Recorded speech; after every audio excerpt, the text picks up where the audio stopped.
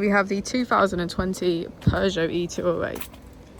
This vehicle has done just over 60,000 miles. It has an automatic transmission and a fully electric motor. To the left of our steering wheel, we have cruise control as a feature, as well as voice control. We also have our automatic headlights, and on the right we have our automatic wipers. Moving on to our screen, we can access media, navigation and climate control. On the right we have Apple and Android CarPlay, as well as MirrorLink, our photos and SMS, and our driving functions and vehicle settings. If we put the vehicle into reverse, we can see that it comes with parking sensors.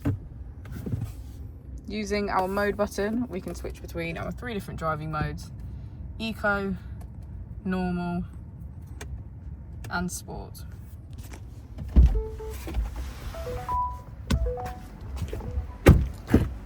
As we go into the back of the vehicle, we can see that all of our seats have a black leather trim.